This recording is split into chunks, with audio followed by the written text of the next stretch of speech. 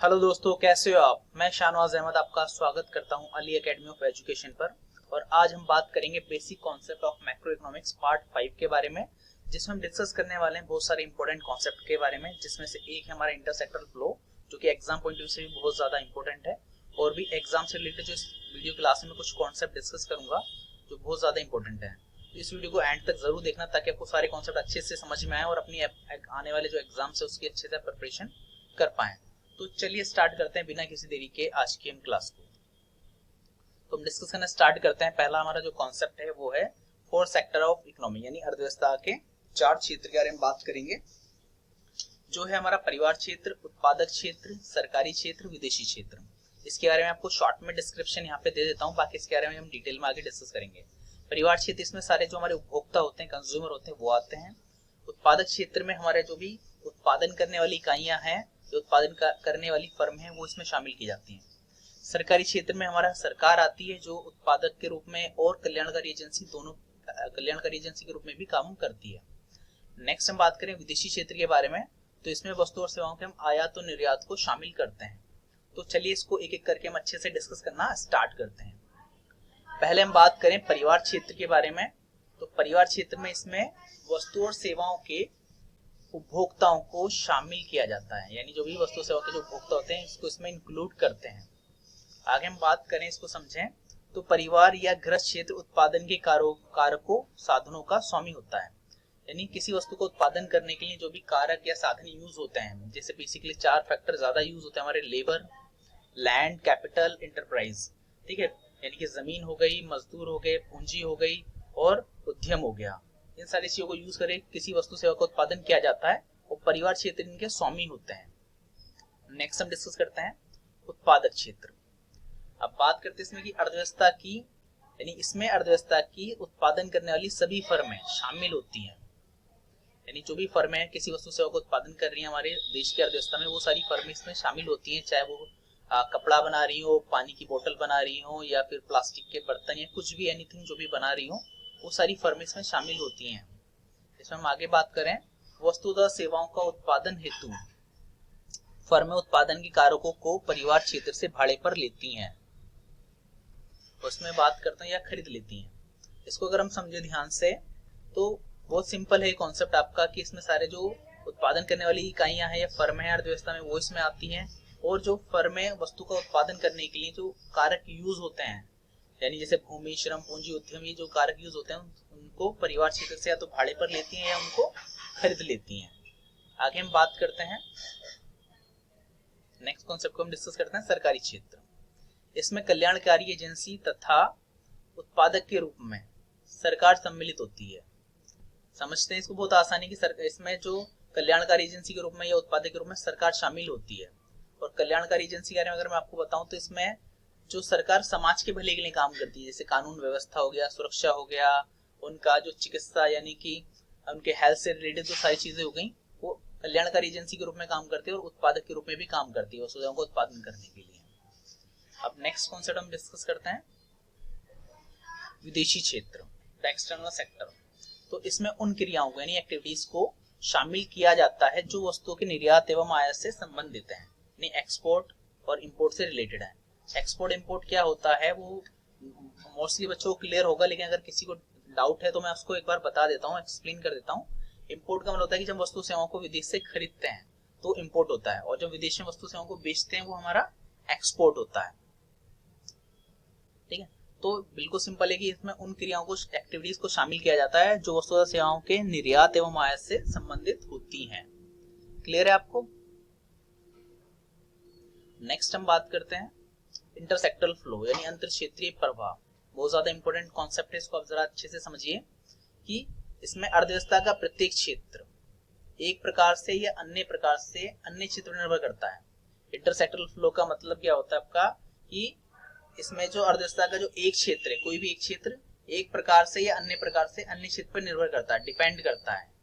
जैसे हम बात कर रहे थे, और पहले इसको अगर समझे तो इसी को हम अंतर क्षेत्रीय अंतर्निर्भरता कहते हैं, यानी इंटरसेक्टरल इंटरडिपेंडेंस, यानी एक क्षेत्र अपनी जरूरतों को पूरा करने के लिए दूसरे क्षेत्र पर निर्भर है। यानी परिवार क्षेत्र वस्तु सेवाओं के लिए उत्पादक क्षेत्र पर निर्भर है, और उत्पादक क्षेत्र अपने उत्पादन के जो साधन है, भूमि, श्रम, पूंजी, उद्यम, उनके लिए परिवार क्षेत्र के ऊपर निर्भर है। इसको हम अच्छे से समझते हैं आगे। जैसे आपको दिख रहा होगा, परिवार क्षेत्र वस्तु तथा सेवाओं की पूर्ति के लिए उत्पादक क्षेत्र पर तथा उत्पादन के कार्यों के लिए परिवार क्षेत्र पर निर्भर करता है। इसके आगे हम बात करें तो इसमें अगर हम सरकारी क्षेत्र की बात करें तो सरकारी क्षेत्र अपनी कर तथा करेतर प्राप्तियों के लिए, कर यानी टैक्स से जो प्राप्ति होती है और करेतर प्राप्ति यानी कि जो टैक्स के अलावा प्राप्तियां होती हैं, जैसे इसमें आपका फीस आ गया या जुर्माना आ गया, उसके लिए उत्पादक तथा परिवार क्षेत्र पर तथा ये दोनों क्षेत्र यानी परिवार क्षेत्र और उत्पादक क्षेत्र अपनी कानून व्यवस्था के लिए, सुरक्षा के लिए सरकार पर निर्भर करते हैं। सिंपल है कि सरकार अपने टैक्स की इनकम के लिए या करेतर प्राप्तियों के लिए परिवार क्षेत्र और उत्पादक क्षेत्र पर निर्भर करती है, और उत्पादक क्षेत्र और जो परिवार क्षेत्र है अपनी सुरक्षा के लिए, कानून व्यवस्था के लिए सरकार के ऊपर निर्भर करते हैं। आई होप आपको अच्छे से क्लियर हो गया होगा, और इसके रिगार्डिंग कोई आपको डाउट्स रह जाता है तो आप मुझसे कमेंट में पूछ सकते हैं। चलिए हम बात करते हैं अपने नेक्स्ट कॉन्सेप्ट के बारे में, जो है हमारा वास्तविक प्रवाह यानी कि रियल फ्लोज। इससे अभिप्राय अर्थव्यवस्था के विभिन्न क्षेत्रों में वस्तु तथा सेवाओं के प्रवाह से है, यानी दो क्षेत्रों के बीच में जो भी वस्तु सेवाओं के प्रवाह होते हैं उसको हम वास्तविक प्रवाह कहते हैं। ऐसे हम आगे इसको समझें तो परिवार क्षेत्र से, जैसे कि मैंने आपको बताया था कि जो परिवार क्षेत्र होता है, जो उत्पादन के कारक होते हैं उनका स्वामी होता है। उत्पादन के कारक जैसे बताया था कि आपका भूमि, श्रम, पूंजी, उद्यम इनका मालिक होता है, जिनको हम यूज करके उत्पादन करते हैं। ठीक है, तो परिवार क्षेत्र से उत्पादक क्षेत्र की ओर कारक सेवाओं के प्रवाह। ठीक है, तो जो कारक सेवाएं वो परिवार क्षेत्र से उत्पादक क्षेत्र की ओर प्रवाह करेंगे, अथवा आप ये कह सकते हो कि उत्पादक क्षेत्र से परिवार क्षेत्र की ओर वस्तु तथा सेवाओं की, क्योंकि उत्पादक क्षेत्र क्या होता है, वो उत्पादन कार्यों को यूज करके वस्तु सेवाओं का उत्पादन करता है। तो उत्पादक क्षेत्र से परिवार क्षेत्र की ओर वस्तु सेवाओं के प्रवाह, ये हमारे वास्तविक प्रवाह के उदाहरण हैं दोनों। इसके बाद नेक्स्ट कॉन्सेप्ट के बारे में बात करते हैं, जो है मौद्रिक प्रवाह। इसमें हम बात करें तो इससे अभिप्राय अर्थव्यवस्था के विभिन्न क्षेत्रों में मुद्रा के प्रवाह से है, यानी कि अर्थव्यवस्था के अलग अलग क्षेत्रों में जो मुद्रा का प्रवाह होता है, मनी का फ्लो होता है, उसको हम बोलते हैं मौद्रिक प्रवाह। इसमें अगर हम समझें तो उत्पादक क्षेत्र से परिवार क्षेत्र की ओर कारक भुगतानों के प्रवाह, यानी जो उत्पादक क्षेत्र है उसने परिवार क्षेत्र से कारक सेवाएं जो ली हैं, उत्पादन के जो कारकों को लिया है, भूमि, श्रम, पूंजी, उद्यम, तो उसके बदले में उसको भुगतान करेगा। ठीक है, मजदूरी के रूप में, लगान के रूप में, किराए के रूप में या लाभ के रूप में उसको भुगतान करेगा। तो उत्पादक क्षेत्र से परिवार क्षेत्र की ओर क्या होगा, कारक भुगतानों का प्रवाह, तथा परिवार क्षेत्र से उत्पादक क्षेत्र की ओर, यानी परिवार क्षेत्र क्या करेगा, उसका जो पैसा आया कारक भुगतान का, वो सब वस्तुओं सेवाओं को खरीदने पे खर्चा करेगा। ठीक है, इसी का जो मुद्रा का जो प्रवाह हो रहा है उसी को मौद्रिक प्रवाह कहते हैं। चलिए इस कॉन्सेप्ट को हम डायग्राम की हेल्प से समझते हैं ताकि हमें बेहतर तरीके से क्लियर हो सके। तो आप इस डायग्राम में देख रहे होगे, आपको एक हाउस होल्ड दिख रहा होगा यानी कि परिवार क्षेत्र, और दूसरा आपको दिख रहा होगा फर्म यानी कि आपका उत्पादक क्षेत्र। तो इस कॉन्सेप्ट को अगर हम समझें, जो हम ब्लू एरो यहाँ पर देख रहे हैं, तो पहले परिवार क्षेत्र से फर्म की तरफ क्या जाता है, कारक सेवा यानी फैक्टर सर्विसेज जाती हैं, और उसके बदले में फर्म उनको क्या देता है, परिवार क्षेत्र को वस्तुएं सेवाएं, गुड्स एंड सर्विसेज देता है। अब सेकंड अगर हम समझे, जो ऑरेंज एरो में है, वो फर्म से परिवार क्षेत्र की ओर क्या जाता है, इनकम जाती है, यानी कारक भुगतान जो होता है वो जाता है, जो हमारा पूंजी के रूप में होता है, ब्याज के रूप में होता है, या हमारी लगान के रूप में होता है, या प्रॉफिट के रूप में यानी कि लाभ के रूप में होता है। और वही जो फिर परिवार क्षेत्र क्या करता है, उसी पैसे को खर्च करता है वस्तु सेवाओं को खरीदने के लिए फर्म से। ठीक है, आई होप आपको ये डायग्राम अच्छे से क्लियर हो गया होगा, और इसके रिगार्डिंग कोई भी अगर आपको डाउट रहता है तो आप मुझसे कमेंट में जरूर पूछ सकते हैं। तो चलिए अब इसके अंदर नेक्स्ट कॉन्सेप्ट को अपना डिस्कस करते हैं। चलिए हम बात करते हैं अपने अगले कॉन्सेप्ट के बारे में, जो कि है सर्कुलर फ्लो ऑफ इनकम, यानी कि आय का चक्रीय प्रवाह। इसके बारे में अगर हम बात करें तो इससे अभिप्राय उत्पादन, आय सर्जन तथा व्यय की ना समाप्त होने वाली क्रियाओं के प्रवाह से, यानी कि उत्पादन, आय सर्जन तथा व्यय की ऐसी क्रियाएं जो लगातार चलती रहती हैं, जिनका फ्लो लगातार होता रहता है एक सर्कुलर वे में, एक सर्कल के रूप में, उसी को बोलते हैं आय का चक्रीय प्रवाह। इसको हम आगे समझते हैं। इससे अर्थव्यवस्था के विभिन्न क्षेत्र, विशेषकर उत्पादक तथा परिवार क्षेत्र जुड़े हुए हैं। इसे मुद्रा का चक्रीय प्रवाह भी कहा जाता है। अब नेक्स्ट इसको हम समझते हैं डायग्राम के हेल्प से। बहुत ही सिंपल है, इसको आप आराम से कनेक्ट कर सकते हो। पहला होता है प्रोडक्शन फेज, यानी कि उसको बोलते हैं उत्पादन फेज, जो है हमारा उत्पादन का जो चरण है, हमें वस्तु सेवाओं का उत्पादन करते हैं पहले और उससे इनकम जनरेट होती है।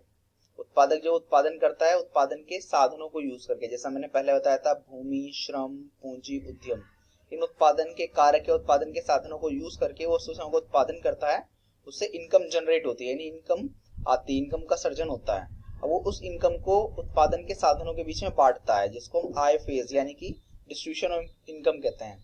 उस आय का बंटवारा करता है। जैसे क्या करता है वो, जैसे उन्हें भूमि यूज करी है तो उसका किराया देगा, मजदूर यूज करें तो उसकी मजदूरी देगा, और उसने पूंजी यूज की है तो उसका ब्याज देगा, और उद्यम को यानी कि मालिक को क्या मिलेगा, उसका लाभ मिलेगा अपनी जो नॉलेज को यूज करके बिजनेस करने के लिए। उसके बाद क्या होगा, थर्ड फेज में जो पैसा आ गया उत्पादन के कारकों के स्वामियों के पास, जिन्होंने अपने साधन दिए थे उत्पादक क्षेत्र को उत्पादन करने के लिए, उनके पास जो पैसा आ गया अपनी उनकी सेवाओं के बदले में, वो उसी पैसे को अब क्या करेंगे, एक्सपेंड करेंगे, यानी एक्सपेंडिचर करेंगे, खर्चा करेंगे उन्हीं वस्तुओं को खरीदने के लिए। तो ये चक्र चलता रहेगा कि पहले उत्पादन हुआ, उत्पादन से इनकम हुई, फिर उसी इनकम को वापस उन्हीं वस्तु से खरीदने के लिए खर्चा किया गया। इसीलिए इसको कहते हैं आपका आय का चक्रीय प्रवाह, यानी एक चक्र के रूप में ये चलता रहता है, सर्कुलर फ्लो ऑफ इनकम इसको कहते हैं। आई होप आपको अच्छे से क्लियर हो गया होगा। चलिए बात करते हैं नेक्स्ट कॉन्सेप्ट के बारे में, significance of circular flow model, यानी चक्रीय प्रवाह मॉडल का महत्व, इंपॉर्टेंस क्या है। पहले बात करते हैं राष्ट्रीय आय का अनुमान। राष्ट्रीय आय का अनुमान लगाने के लिए, राष्ट्रीय आय को कैलकुलेट करने के लिए हमें चक्रीय प्रवाह मॉडल की आवश्यकता होती है, क्योंकि इसमें क्या होता है कि हमारी जो कारक आय होती है, जो हमारी कारक सेवाओं के बदले में मिलती है, जो लगान, ब्याज, लाभ है, उसको लेकर हम क्या करते हैं, उसका कैलकुलेशन करते हैं राष्ट्रीय आय का। इसी के जोड़ से राष्ट्रीय आय को कैलकुलेट किया जाता है। सेकंड पॉइंट है हमारा अंतर क्षेत्रीय अंतर्निर्भरता का ज्ञान। हमें पता चल जाता है कि एक क्षेत्र अन्य क्षेत्र पर किस प्रकार निर्भर है। ठीक है, नेक्स्ट हम बात करते हैं इसके बाद स्कोप ऑफ मैक्रो इकोनॉमिक्स, यानी कि मैक्रो इकोनॉमिक्स का क्षेत्र क्या है, कि इसमें क्या क्या चीजें पढ़ते हैं या क्या क्या चीजें मैक्रो इकोनॉमिक्स में आती हैं। पहले हम बात करें राष्ट्रीय आय तथा संबंधित समुच्चय। इसमें हम बात करते हैं कि राष्ट्रीय आय हमारी किस तरह से कैलकुलेट की जाती है, उससे रिलेटेड जो बाकी चीजें कैसे कैलकुलेट की जाती है। नेक्स्ट आपको बताऊं रोजगार का सिद्धांत, की अर्थव्यवस्था में किस तरह से आय और रोजगार का सिद्धांत निर्धारित होता है, कि रोजगार का जनरेशन किस तरह से होता है, उसके बारे में बात करते हैं। नेक्स्ट है मुद्रा का सिद्धांत, की मुद्रा की उत्पत्ति कैसे हुई, मुद्रा का महत्व क्या है, और मुद्रा कितने तरह की होती है, इसके बारे में बात करते हैं। सामान्य कीमत स्तर का सिद्धांत, की अर्थव्यवस्था में सामान्य कीमत स्तर किस तरह से निर्धारित किया जाता है, उसके बारे में बात करते हैं समष्टि अर्थशास्त्र में। सरकारी बजट, की सरकार बजट किस तरह से निर्धारित करती है, बजट के क्या उद्देश्य होते हैं, और बजट से सामान्य जनता को क्या फायदा होता है, उसके बारे में बात करते हैं। नेक्स्ट होता है विनिमय दर। विनिमय दर का मतलब होता है कि एक देशी करेंसी को अन्य देशी करेंसी में चेंज करने के लिए जो रेट हम निर्धारित करते हैं या निर्धारित होता है, तो उसी को बोलते हैं विनिमय दर। और भुगतान शेष क्या होता है, कि एक देश के अन्य देश के साथ जो भी आर्थिक लेन देन होते हैं, यानी कि आयात निर्यात होता है, उसी को हम भुगतान शेष कहते हैं। तो ये जो सारे टॉपिक हैं, पॉइंट्स हैं, इनके ऊपर अलग से चैप्टर्स है जो हम आगे डिस्कस करेंगे वन बाय वन। जैसे कि हमारा जो नेक्स्ट चैप्टर है राष्ट्रीय आय है, तो इसके जस्ट बाद हम राष्ट्रीय आय स्टार्ट करेंगे। नेक्स्ट हम बात करें सिग्निफिकेंस ऑफ मैक्रो इकोनॉमिक्स, यानी कि महत्व क्या है आपका, समष्टि अर्थशास्त्र का महत्व क्या है, उसके बारे में बात करते हैं। तो अर्थव्यवस्था का चित्रण, समष्टि अर्थशास्त्र से हमें ये नॉलेज हो जाती है कि हमारा अर्थव्यवस्था का जो चित्रण है किस तरह से है, कि हमारी अर्थव्यवस्था समाजवादी अर्थव्यवस्था है या पूंजीवादी अर्थव्यवस्था है या मिश्रित अर्थव्यवस्था, उसके बारे में नॉलेज मिल जाती है। नेक्स्ट बात करें समृद्धि तथा विकास का मार्ग नक्शा, कि हमारी जो अर्थव्यवस्था में ग्रोथ किस तरह से हो रही है, डेवलपमेंट कैसा हो रहा है, या उसका मार्ग नक्शा किस तरह से होना चाहिए, हमें किस तरह से आगे काम करना है, वो हमें पता चल जाता है। नेक्स्ट हम बात करें आर्थिक स्थिरता। आर्थिक स्थिरता मतलब होता है कि हमारे देश में ना तो बहुत ज्यादा मुद्रास्फीति हो, ना बहुत ज्यादा मंदी हो, एक ऐसी स्थिति हो जिसमें एक बैलेंस बना रहे, ना बहुत ज्यादा महंगाई हो, ना बहुत ज्यादा मंदी हो।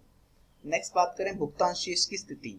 भुगतान शेष, जैसे कि मैंने अभी आपको बताया कि भुगतान शेष की स्थिति का पता कैसे चलता है, कि हमारा एक देश का अन्य देश के साथ जो भी लेन देन होते हैं, आर्थिक लेन देन या आयात निर्यात होते हैं, वो इसमें रिकॉर्ड किए जाते हैं। नेक्स्ट बात करें निर्धनता तथा पर्यावरणीय प्रदूषण समस्याएं, कि हमारे देश में निर्धनता कितनी व्यापक है, कितनी फैली हुई है, पर्यावरण की क्या स्थिति है, प्रदूषण किस तरह से फैल रहा है, उसका हमें पता चल जाता है कि हमें उसके लिए क्या चीजें करनी है। अगर उसकी हमें नॉलेज होगी तो हम उसके लिए स्टेप ले पाएंगे। नेक्स्ट नीति निर्धारण, तो गवर्नमेंट जो अपनी सारी नीतियां बनाती है वो अर्थव्यवस्था की स्थिति को देखते हुए ही बनाती है कि हमें अर्थव्यवस्था के लिए क्या क्या चीजें करनी है। तो इसको चलिए आज की क्लास हम यहीं पर ही खत्म करते हैं, और इसी के साथ जो हमारा चैप्टर 1 है, चैप्टर 2 है, ये भी हमारा फिनिश हो गया है। तो अगर आपको ये वीडियो पसंद आई तो इसको आप लाइक करें, शेयर करें और सब्सक्राइब करना ना भूलें।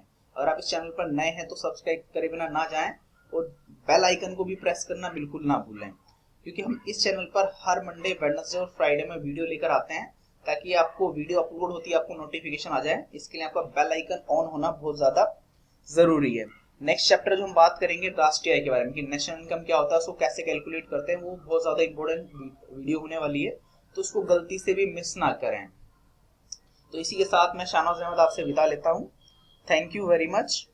जय हिंद, जय भारत।